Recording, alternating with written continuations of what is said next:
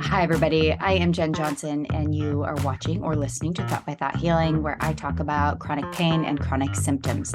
I come at this from a Christian perspective, and so if that's important to you, then you should subscribe. And if you are listening to this on podcast platforms, I would love if you would leave me a review.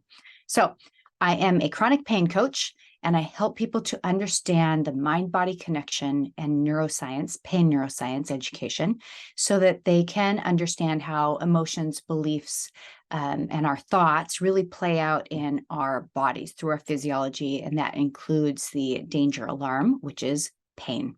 So on this channel, I invite people to be my guests, and that is from people like neuroscientists, people who have healed from different chronic symptoms, doctors.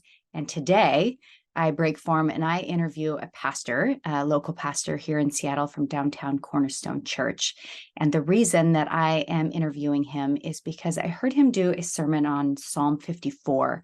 And it was really impactful for me to see so clearly why working through our emotions and being honest and raw with the Lord about how we are living, how we are fearing, whether it's perceived or real, and taking that emotion to the Lord. And so Luke Davis comes on with me, and we're going to go through Psalm 54.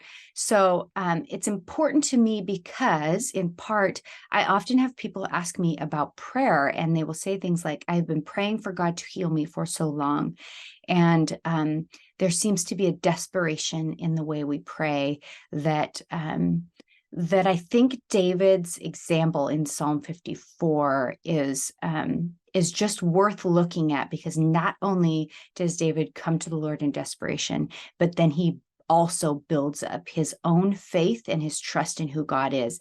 And when we are looking at neuroscience of pain, that hope, that expectation that breaks the cycle of fear is part of the whole healing process from chronic pain. And so the fact that God had David write this psalm as an example of how we get to pray to the Lord when we are in real or perceived danger is absolutely, I almost want to say it's like a cornerstone to our relationship with him. And in the purpose of this channel also causes physiological relief in our pain and helps us to recover and reverse some of those symptoms that are chronically activated by that fear, pain, stress cycle.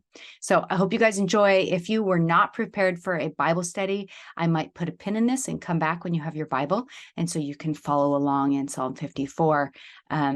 But you're going to want to come back to this, because if you are if you're like me and you are craving safety, security, certainty, those types of things, this passage is going to be can be life-changing for you. So enjoy this talk that I have with Luke. I'm also going to put his original sermon, which is a longer version of today, in the show notes, and so you can listen to that too if you find it encouraging. All right, you guys, thanks so much. Actually, before I pop up, I do want to mention that I'm going to be having Dr. Strax and his wife, Lisa Strax, on the show soon. So if you have any questions for them, then you should shoot me an email, which is thoughtbythoughthealing@gmail.com. And you can also check out my website, which is thoughtbythoughthealing.com, and follow me on Facebook and Instagram. All right, guys, thanks so much, and I will talk to you later. Bye. Hi, everybody. I am Jen Johnson, and you are watching Thought by Thought Healing. And today I have the honor of having Luke Davis with me today. So thank you, Luke, for taking the time to be here. Yeah, so happy to be here, Jen. Thanks for the invite. Yeah. So Luke is a pastor at downtown Cornerstone Church, and I've heard many of his sermons, and I'm just always blessed by his understanding of who God is and how that plays out for us. You care deeply for people, and you can feel that and see that. So I heard him talk about Psalms 54 and just really wanted to dig into it with him on air so that you all can be blessed by this too. So first, I'd like to start actually with Luke, you just sharing a little bit about who you are and whatever you'd like to share with us. Yeah. So I'm a Floridian by birth and a Seattleite by choice. Um, I'm married to my wife, Lynn. We have 5 kids. Um, like you said, Jen, I'm a pastor right now at Downtown Cornerstone. Before that, I was in education for almost 2 decades as a teacher and then an academic leader. And I've been volunteering as a pastor since 2018, but came on staff just this last year. Yeah. Awesome. And yeah, thanks. And right now, my role at Downtown Cornerstone, in part, is pastor overseeing families and care. Yeah. And that is just obvious that you have that passion of care for people. So thank you. That's a blessing for all of us that go to Downtown Cornerstone Church.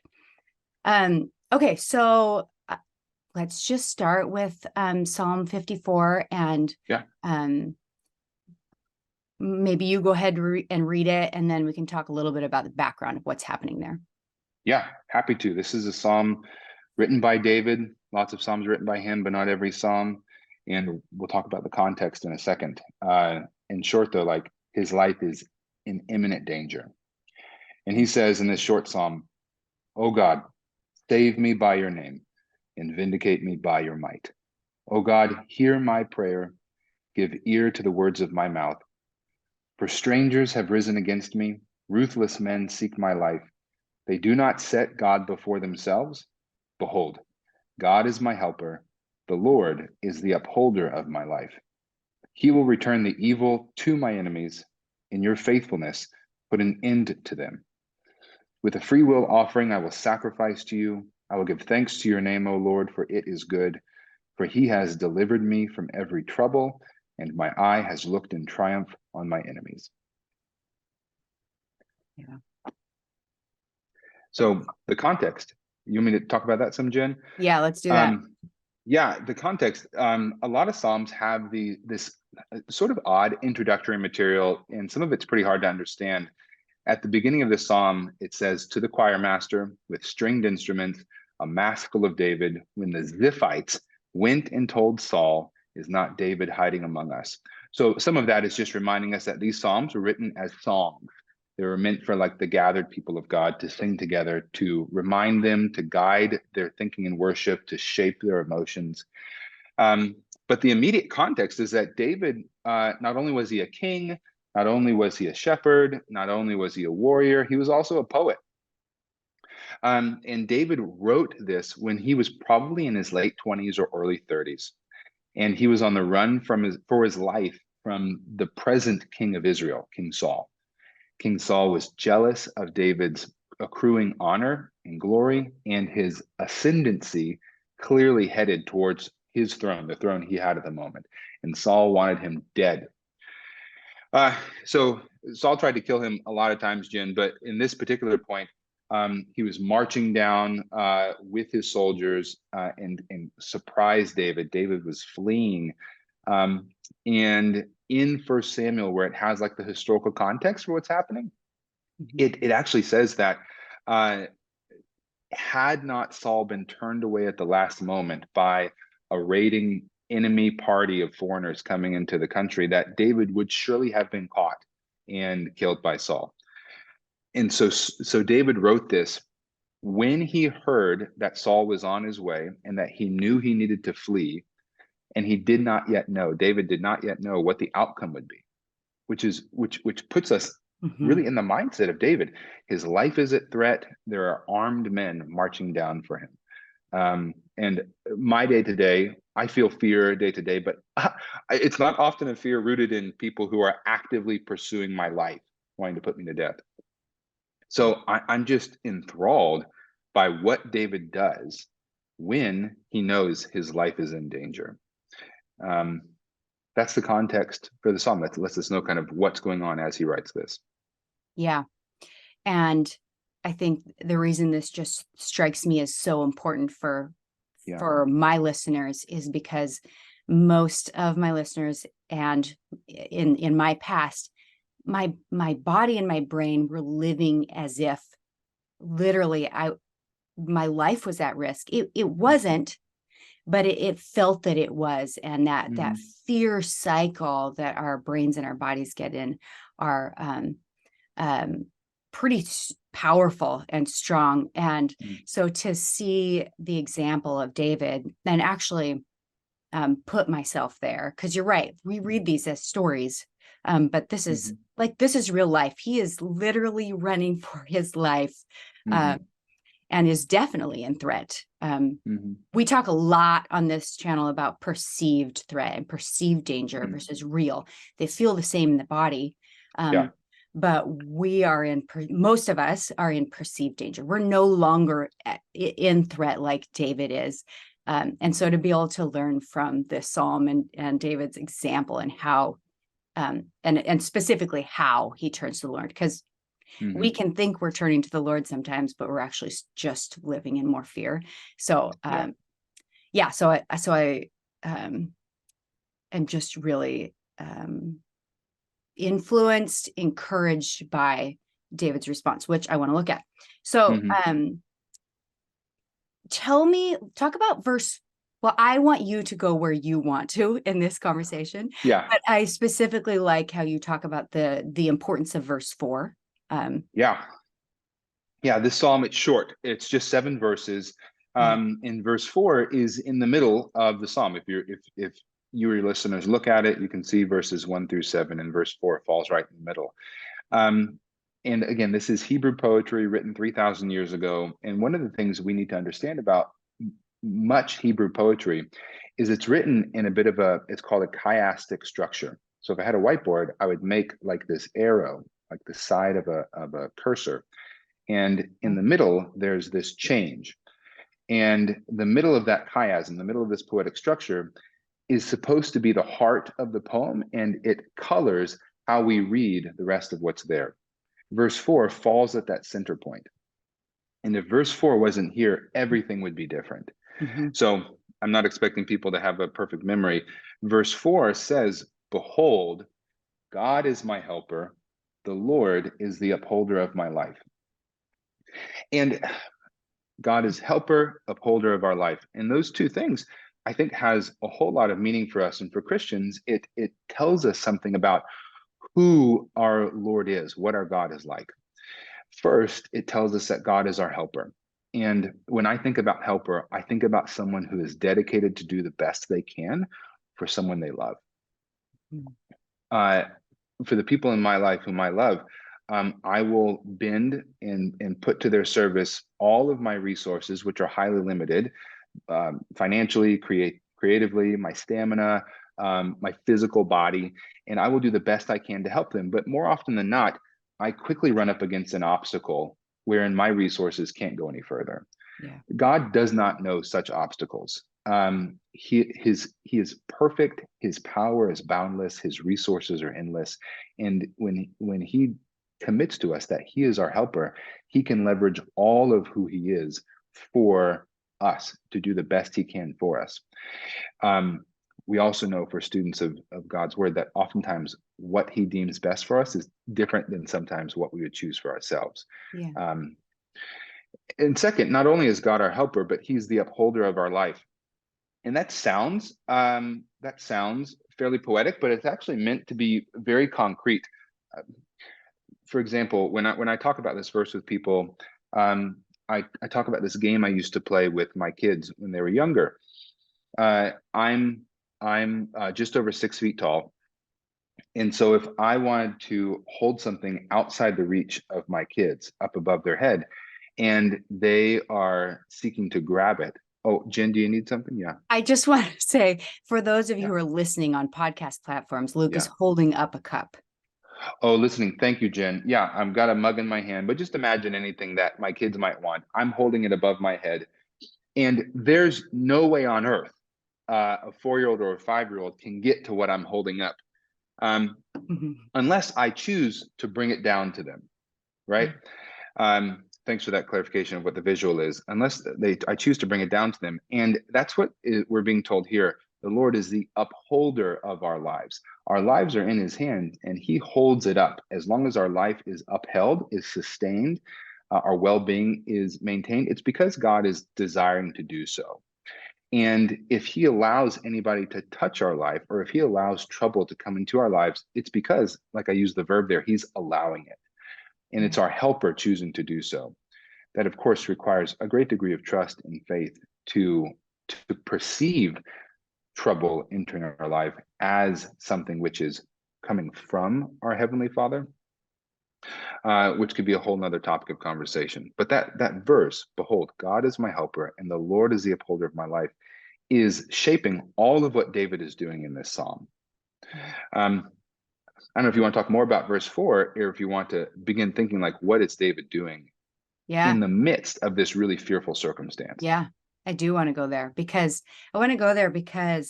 um, there's something called predictive coding that we briefly talked about before we started recording. That those of us in cycles of chronic pain and chronic symptoms, chronic anxiety, the brain is using our past to predict the future, and the brain prepares the body for what you expect to happen. If you, I don't know, if you expect to have a really bad time at a party, your body's going to or your brain's going to prepare you to have a bad time at that party, and you're going to go with a bad attitude. If we think we're going to be scared and experience trauma, the brain is going to prepare you with stress chemicals and bracing and protecting you. So we're in this fear cycle, and we're interrupting that predictive coding of that physiological response. And David does that. And so, yeah, if you can talk more about like, what is he actually doing? What are we seeing in these passages of how he's, specific ways of what he's doing to call on the Lord? Yeah. Very first, it's worth just recognizing what's right here on the page. His life is in danger. He has a group of people with him that he's also caring for, and he takes time. He takes time to write a poem. He takes time to pray to God. He takes time to connect with his helper and the upholder of his life.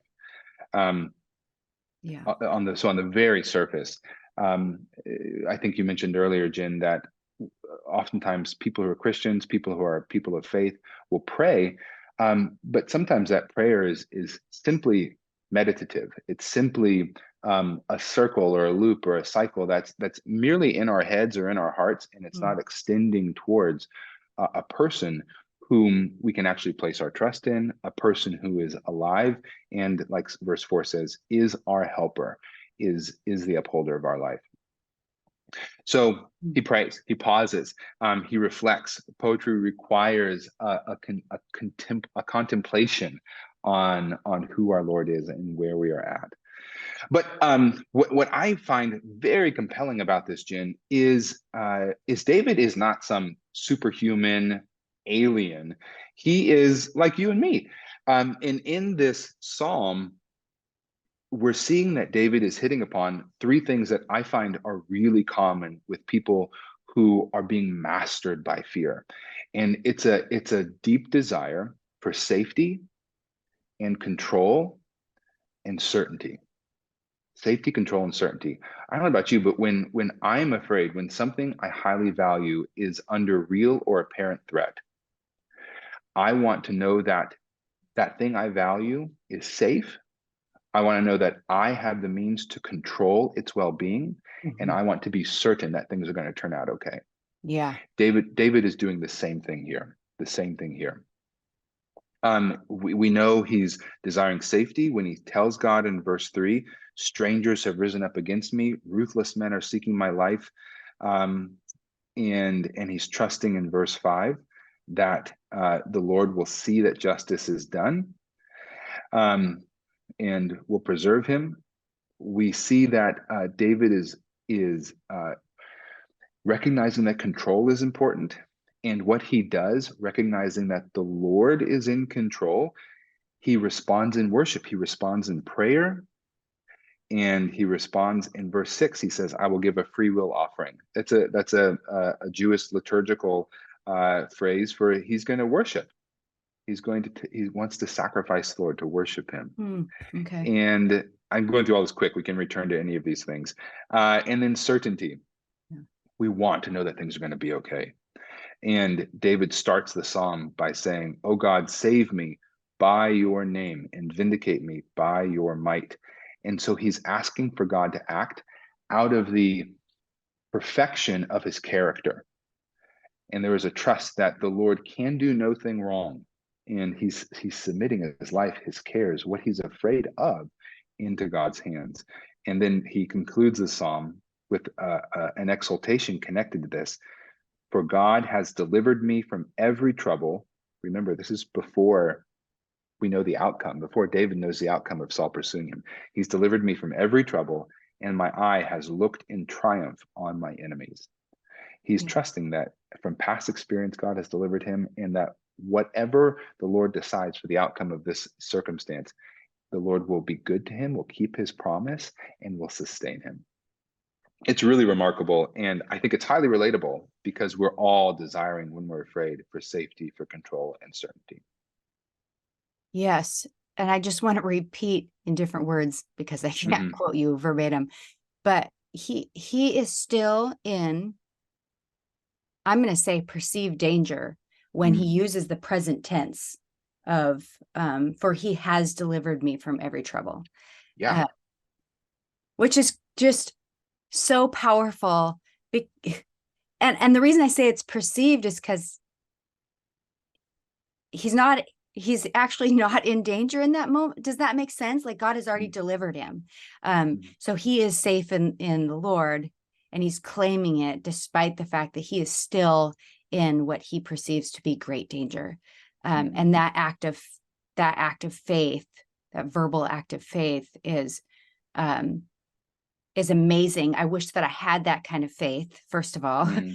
um, and also what a huge blessing it is to be able to, in the midst of fear, say, no, Mm-hmm. I am delivered. And when that's a belief, wow, that has such a visceral, like, peace that passes understanding, and our body responses to. But the faith that's there is amazing, and we can have it, can't we? Mm-hmm. And I'm thankful for people like you, Jen, who are dedicated in their vocation to walking beside people where this is hard. Yeah. This psalm is in the Bible, not by accident. It's here in the Bible, and the people of Israel, the original audience, were called to sing it because this isn't easy. They were called to sing and remind themselves about who God is and what they can do in the midst of crippling fear and perceived and real threats to what they value. And it's been preserved for us today to continue to receive God shared wisdom and faith forming truth in these words of David. Because, like you, Jen, and like I'm sure listeners or watchers, it's one thing to say, God is trustworthy. He will keep his word. I can place everything of ultimate value in my heart into his hands and trust that he will steward them well. It's one thing to say that, it's a whole nother thing to live that out. Yeah. It's not easy. Yeah. And that is what we're moving towards, right? Is living that out. Mm-hmm. Um, I don't know if it was you that said this or if it was somebody else, but just this idea of what are the benefits we have Mm-hmm. of living in trust in the Lord. Um, Yeah. and when we can live it out, it's so much different than just proclaiming it. And you said something, prayer flows from our trust and Mm. forms up our trust. And that was really impactful for me. Can you talk a little bit more about that? Yeah. So first, um, how can we have this benefit? How can we know that that that there is that we can have trust that the Lord will sustain us? David is a special example, and surprisingly relatable. He's a special example in that through the prophet Samuel, God made a promise to David when he was in his teens, and he said that you will be king of Israel. So David was banking on an express promise that was unique to him, Mm. and that hadn't happened yet, and David was trusting that the Lord would keep his promise.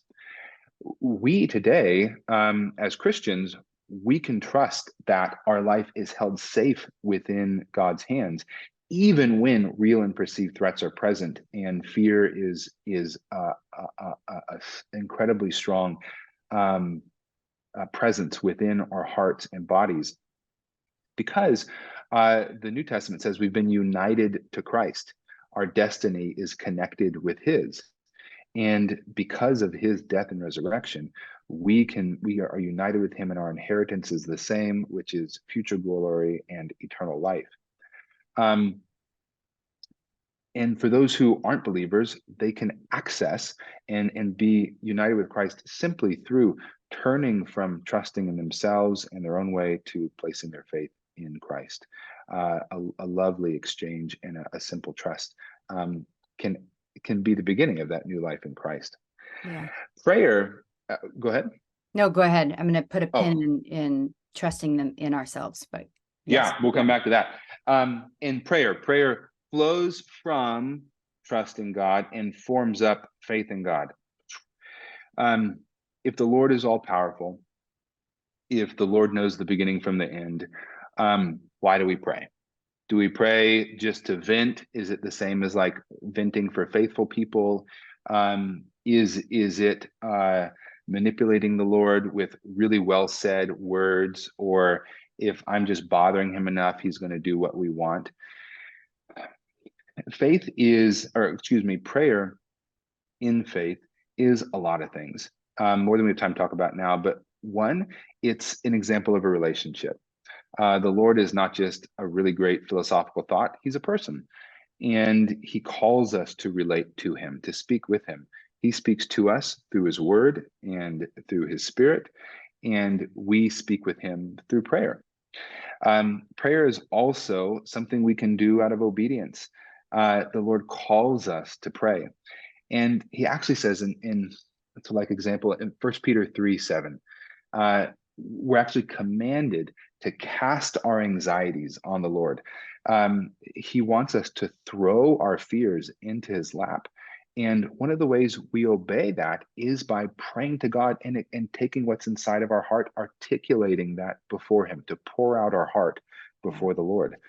And as we move in obedience, in trust, we are being further formed in that habit and that relationship with the one true and living God.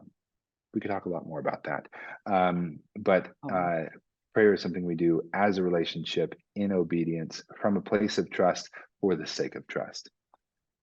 Yes, and I in Psalm 54 we see, like, so I love, you're just talking about basically just like dumping our anxieties out on Him. And I think often as Christians we think, oh, in order to be godly I should just pretend like I'm not afraid. Yeah. And then it just stuffs it into our nervous systems and we just keep going on in this pattern. And yet we see David actually, he is, I think he's kind of angry in here. I mean, he's asking for vengeance. He's also speaking of his fear. Like he's pretty honest about what he wants and where he is in his emotional walk. And I appreciate that, because in order for me to heal from all the crazy symptoms I had, it took a like brutal amount of honesty with the Lord, of things that I didn't really want to admit that I felt. And David's just putting it out there. And also it brings it back to what you had said earlier, that prayer shapes our emotions. And I see in this a little bit of him being willing to release some of those emotions, but put the onus on God instead of him, and trusting God to do with his emotions what needs to be done. Yeah, the Psalms are fantastic. Every color, every flavor of human emotional life is found within the Psalms. I think one of the reasons the book of Psalms is in the Bible is to help give language to how people who place their faith in God can express their emotional life. Yeah. Uh, yes, I would. It sounds like you are. I would highly recommend close and common reading of the Psalms as language that we can take up for the sake. And Mm. there's everything in here. There's clearly Psalms written by people who have experienced the sweetness of deliverance. There are Psalms written by people who are desperate and pleading for some type of care and help. And there's Psalms of people in process where they're just plain fed up, upset, and angry. If Psalms like Psalm 44, for instance, weren't in the scriptures, I wouldn't think it would be okay to be angry with God and to express Right. that in prayer. But Yeah. the Lord is big enough, strong enough, patient enough, and steadfast enough to receive that from his people. Um, and it can actually be an expression of faith to bring our frustration or our ennui to the Lord and pour it out entirely before him. We can trust that we can be utterly safe in Christ to do so, and that he wants us to do so. Yeah. And Yeah. I just want to emphasize what you're saying, because there are a lot of people in my world that Mhm. have actually have a fear response to exposing their emotions. Yeah. Um, and so what you're talking about is it is safe in Yeah. Christ and it is safe in the gospel, and because of the character of the God we serve, that it is a safe place to expose these emotions, even if your childhood or your adult life you learned that emotions Yeah. were dangerous. Yeah. When we are in relationship with Christ, and that relationship you're talking about, that connection is what's important. It is safe and it is good, as right. It's forming and shaping and freeing. Yeah. Um, I would encourage anybody listening or watching this, if they're not familiar with Psalm 62, particularly Psalm 62, 5 through 8. Verse 8 tells us that God not only tolerates everything in our heart, mm, but he invites it. He wants it, especially the things that are messy, that are hard, that mm, feel hurtful, that feel scary, that other people might flinch away from. He tells us to pour it out, and the word he used there isn't like just to dribble a little bit, but to dump everything upside yeah. down before him. Mm, yeah. Mm. I wasn't planning on going this direction, but I feel prompted to. So there's also this fear that once we start to feel an emotion, it will Mm. be forever. You know, if you Yeah. if you work through a grief or you work through anger, then it's going to overcome you and take over your Hmm. life. Um, and I'll give you space to just talk about if you have anything about that, but also just this psalm seems to show Mm.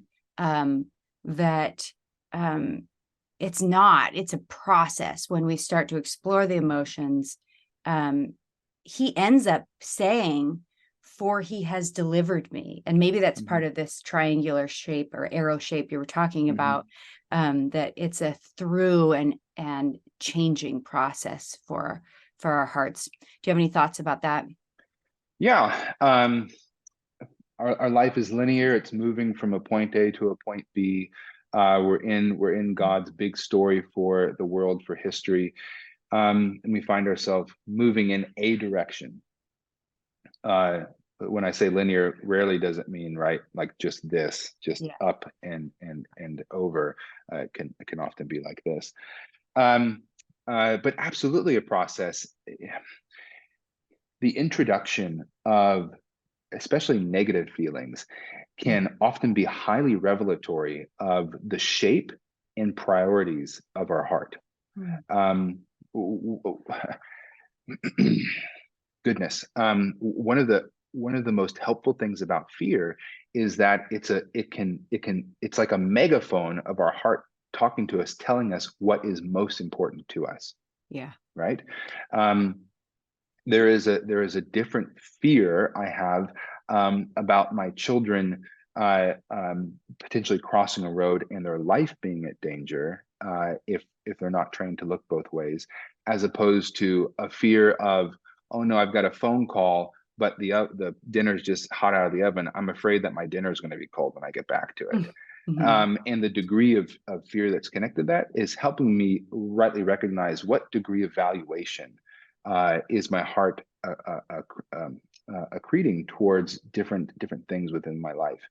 And it can be highly helpful for a number of reasons at that point to begin to explore, are the priorities of my heart as they should be? So something be reprioritized.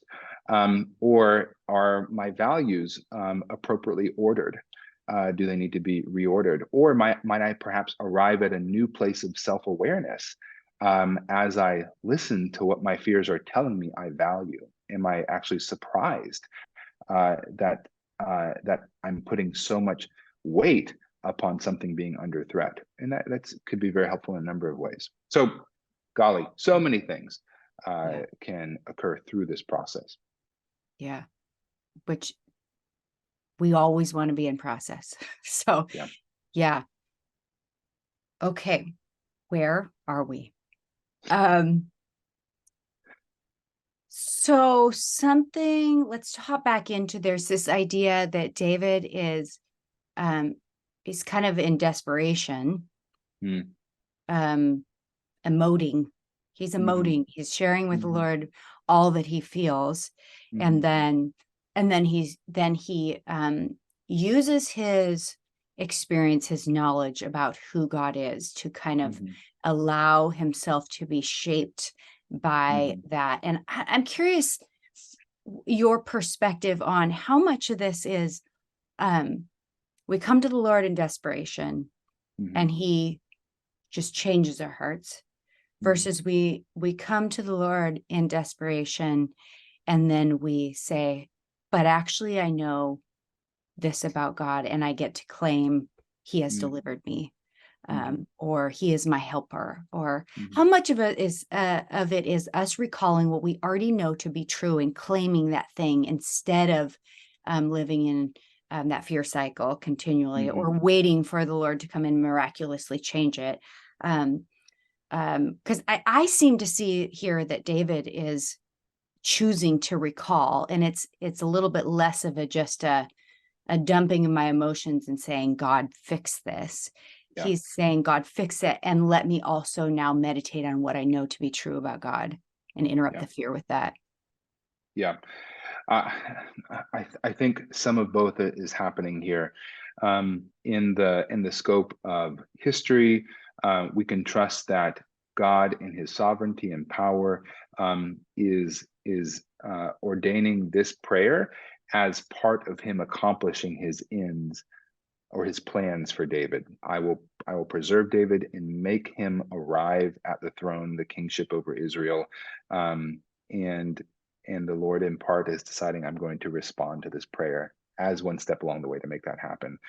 But that's from God's perspective. From our perspective, Mm. the people who are experiencing the fear, the most important priority for us is responding to anything and all things in faithfulness.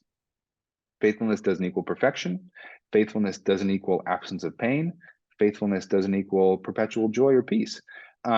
Faithfulness is asking, how does the Lord desire me to respond right now in this moment? And David, by extending his heart towards the Lord, and towards the true things about the Lord, in response, he is being shaped. So I think here, like the three things that seem to be important, or highly important elements in David's prayer and our responses when fear is present, a desire for safety and control and certainty. If if if we are making one or any of those things ultimate, or placing the ultimate seat of safety, control, and certainty some other place besides God, Yeah. really, really bad things can happen. If I am ultimately trusting for my safety in something or someone else apart from the one true God, uh, I can find myself never leaving my home Yeah. as a result, if that's ultimate. Absolutely. If control becomes an ultimate thing, which I have to hold with desperate hands and can't hand over in some ways ultimately to God, I can grow to dominate every aspect of my life or people in my life, or to extinguish life around me, or even my own life, because it's some measure of control against what feels to be a threat. And then certainty, the greatest degree of turning this upside down is we put ourselves in the place of God, and we say we will determine the end, our end from the beginning. And throughout the word and in practical daily life, seeking to trade spots with God never leads to good things. And actually, there's a freedom that comes with submitting to the fact that I am not my own, but belong body and soul to my Lord and Savior. So yeah, I'm sure you've talked about this often. When we make safety or control or certainty ultimate, our gods in place of the one true God, things can get turned upside down. Yeah, this is really interesting, because in chronic pain that is brain sustained, it is the brain not feeling safe. So so there is a desperate, visceral need to feel safe, because for some reason we have not felt safe, whether it was perceived or real. Most of the time, at some point in time, it was real and it became perceived. And so now there's this desire. And so when I'm working with clients, or even just talking about this on this show, I often talk about the fact that I am safe. I am safe. There is no danger here. But I think this is convicting for me, because I think at times I am still finding my safety in the fact that I've kind of taken some control over my life, and control over my brain and thoughts. That's not to throw myself under the bus. There has been a ton of work to trust in the Lord, but there is still, I vacillate between my safety being found in different man-made or me-made securities. And I know that that's not lasting. So at times I will catch myself and I will actually visualize that things start not going well for me, and my safety, my own made for safety is like pulled out from underneath me. And will I still be able to claim that I am safe? Kind of a just trying to not like condemn myself too much, like that sometimes I do accidentally put my safety in my own works. But knowing that even when I err in that way, God is still going to be faithful to me in the future. And my safety is not in me. It's not in me making a life that's safe. It is in who He is. And so, yeah, just you talking about that safety and control and certainty, not being about, I wrote down that you said not trusting in ourselves, I think is, there is temporary relief to saying I am safe because of just what's happening. It's true. I am safe in this room. But there is this longevity and this like realness of safety when it is in this God that's just so much more powerful and good and big than the safety of these four walls around me. Yeah. And if I may make just one emphasis before perhaps move on to something else next, is I wanted to be careful to accent the word ultimate in describing if I make safety or control or certainty ultimate, then things can go haywire. We certainly live in a world, and we can see from scriptures, where we are called to be wise and we're called to be good stewards. In other words, trusting in God doesn't mean a relinquishing of our agency. And I think this is one of the things in your vocation, Jen, that you're seeking to do really well, and you're seeking to help other people with, is to understand where they have agency to make wise choices, to steward their resources, their actions, their schedule, their thinking well under the ultimate lordship of God, so that they may grow in health and fullness of life.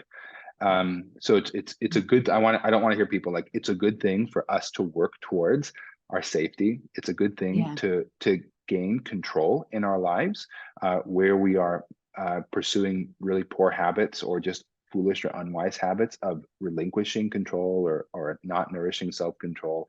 And there's a good thing to have certainty, to have a budget, to have a sense of understanding if there's something physiologically or psychologically at play within me. I'm seeking help to identify and grow in self-awareness and take steps to see where I'm vulnerable in order to shore that up. It's just that accent on ultimate. Yeah. God is the ultimate provider of safety, control, and certainty, and not just like in the hardest, worst, most intense moments, but ultimate means he's at the top, and it permeates everything else as we seek to pursue safety, control, and certainty. Yeah. I just don't want anybody to walk away thinking Yeah. like, well, I can toss my keys and my checkbook and my medication out the window, and God's just got me. Yes.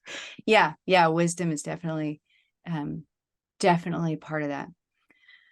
Okay. Yeah. Thank you. Okay. Yes. So let's transition to, what are, I've heard you talk about, what are ways we can identify when we have begun to, live in fear, and what are steps that we can take from there going Yeah.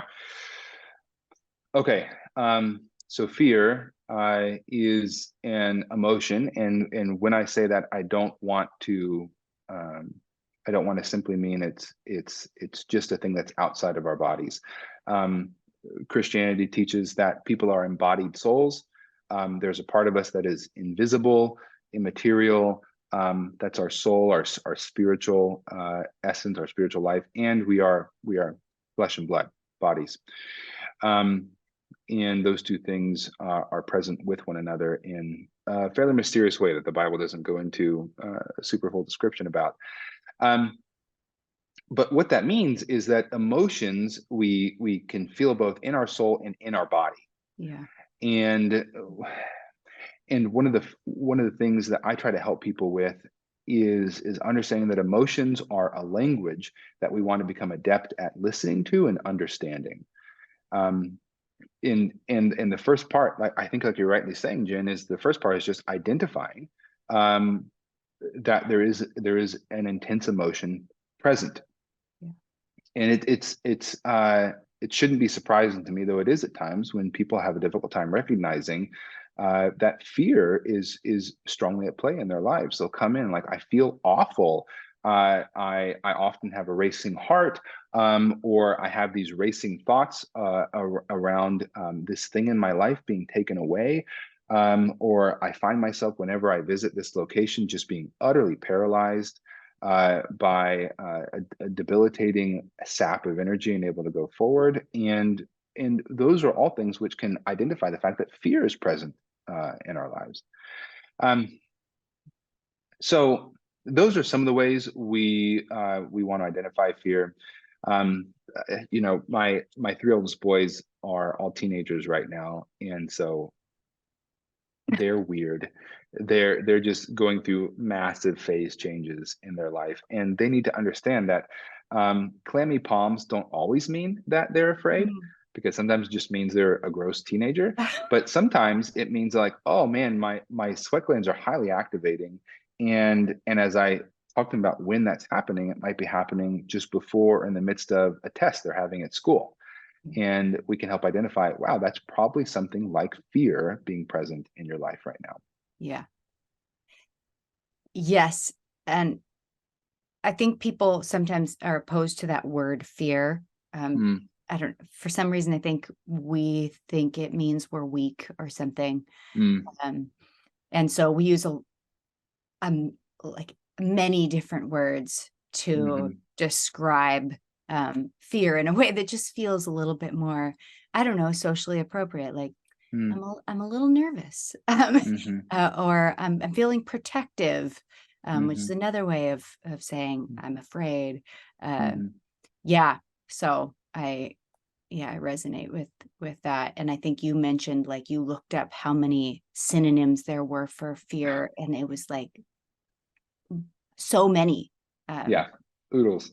And it's not just in English, but you can go to lots of other languages and find many, many, many iterations of fear in different synonymous words. And that tells us something that, one, it's a universal human condition, and two, there are lots of flavors or nuances of fear, and three, that this is a present and common reality for humans, fear. Yeah. both Christians and non-Christians. Yeah. Okay. So first we identify we have fear. Then where do we go from there? Yeah, then it's important to evaluate. So I think I said fear, our emotions are like a language. They tell us something. We want to listen to them when they're present. And then we, as wise people, we don't just take in everything we hear, we evaluate, we seek to discern. And fear in particular is an emotion that tells us that something we value appears to be under threat. Something we value appears to be under threat. And so when we identify fear's present, we want to start asking, what are we valuing?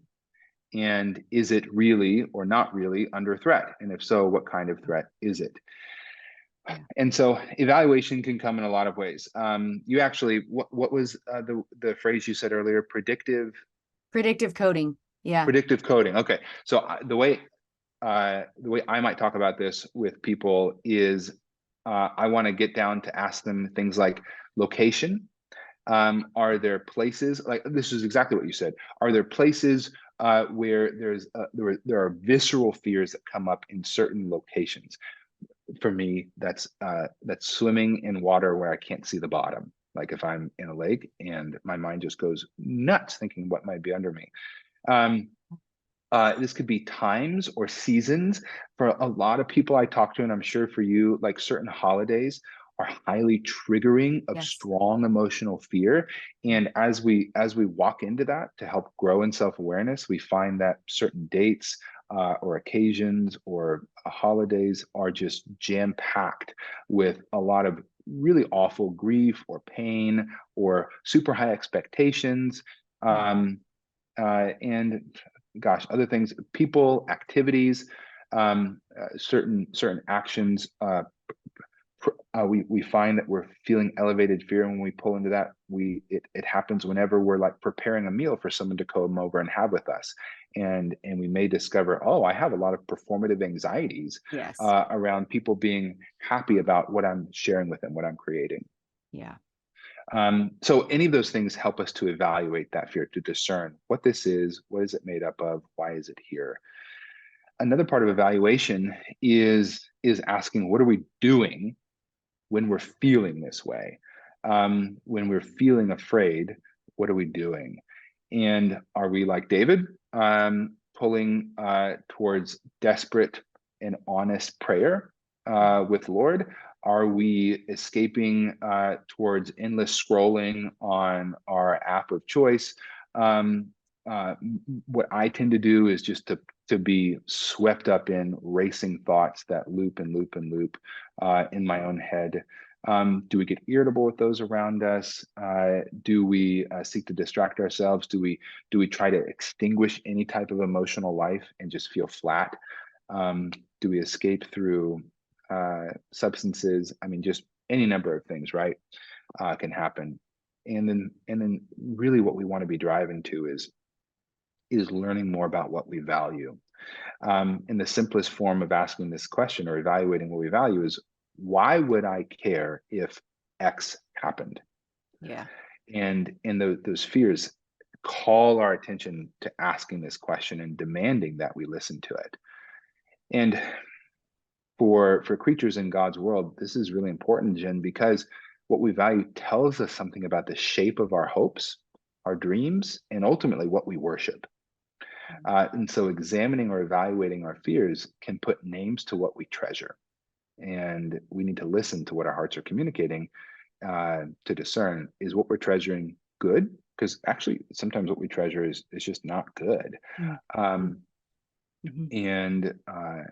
sometimes our fears can actually be really helpful because it calls our attention. What we're valuing is good, and we haven't given proper effort or exertion to seeing that it's well cared for. So those are some of the things I would call people to do in evaluating their fear. I really like that last statement, and I'm not sure how to unpack it, but Yes, sometimes our fear is calling us to make changes, and Mm, sometimes it's pointing us towards something we idolize and worship, or something that's mhm, above God. But sometimes it's also towards an action that God may be calling us to make, um, mhm, or change to make. Uh, and if we keep ignoring that, if we keep ignoring the emotion, we ignore, what did you say? Emotions are communication. So we yeah, ignore the communication that is sometimes from God, not mm, always, but mm, sometimes. So either way, stopping, like you were saying, I think in the beginning of this, one of the first things we want to do is stop, spend some mhm, time with the Lord. What is it saying? So that we can also just decipher the difference between, is this emotion showing me something that, like, is about my heart that I want to change, or is it calling me to some mhm, action that I don't want to take? mm, yeah, Yeah. yeah, for sure. And then um, we don't just want to discern, just evaluate, just grow in self-awareness, which are all really good things, but they're not an end. Uh, I said earlier, the Christian life is called towards faithfulness, not perfection, faithfulness. And what we do as faithfully when we've identified that fear is present, when we're evaluating that fear, is we engage with it. And one of there are lots of ways we could talk about engaging with fear, but two of the primary ways, one primary way and two applications that I tend to say for all people is you want to share this. You don't want this fear to just live inside of you alone Mhm. and not share it with anybody. No one else is aware. We are not our own saviors. We are not sufficient for ourselves. We have been our the beginning of hope is found with the free confession that we are not our own. We belong to God, and He's placed us in community with people. So one of the first things we turn to, similar to David, is we want to turn to the Lord. We've talked about that in prayer. This is where the importance of a common habit of taking Scripture in to help inform up who we understand our helper to be, Mhm. who the upholder of our life is. Mhm. Psalm 54 is a great example. Loads of other places. I mentioned earlier, 1 Peter 5:7 is stunningly simple. It tells us to hurl our fears straight into His hands. Um, Scriptures talk about that the end of all things is planned out, and that God wins in the end, and His people win with Him. Um, and the apostles uh, took great solace and comfort in this, in that they were then empowered to be bold, to be highly sacrificial, to engage many things that were fearful because they trusted their ends were taken care of. Anyways, a number of things there with sharing, but also share not just with the Lord, but we lean into a community of fellow believers, and this is where the local church is God's plan A for Christians, both in the first century and in the 21st century. Um, Having people whom we have allowed to know us, who we have built trust up with, whom we worship alongside, whom we understand we are unified with in the same central part of our identity as Christians. We can share where we're afraid of with them, and good things can happen. Like someone just saying, "Oh, that sounds awful," or that's I could see myself being afraid in that too. Um, or relating to us in affectionate ways, or praying with us, or reminding us of good truths, or simply abiding with us. And this is one of God's ways of taking a burden that can live on our shoulders inside of our bodies, and it begins to spread it out. Yeah. um, God doesn't expect us to go about our lives solo on this earth. He has placed the church here that we may expose and invite other people into our fears. That can obviously feel really challenging. And if there have been past church hurt, there can be plenty of obstacles there, that I would encourage people not to just simply abide, but to walk that out. Yeah. Yeah. I love it.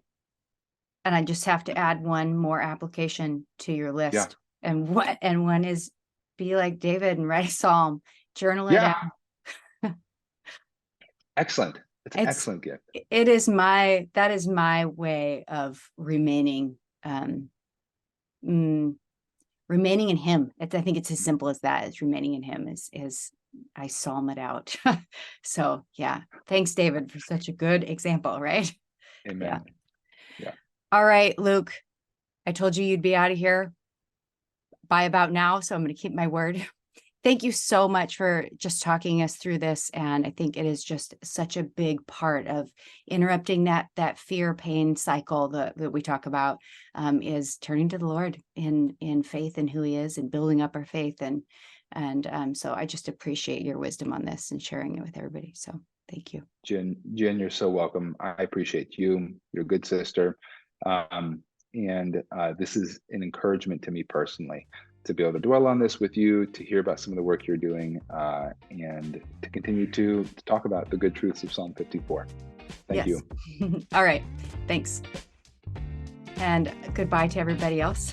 I will see you guys next week. And I think I'm going to have Dr. Strax on. So if you have any questions, actually, on that note, feel free to send me an email for Dr. Strax, and his wife, Lisa, will be on with me. All right, you guys, see you next week. Bye. Let me see here. I have my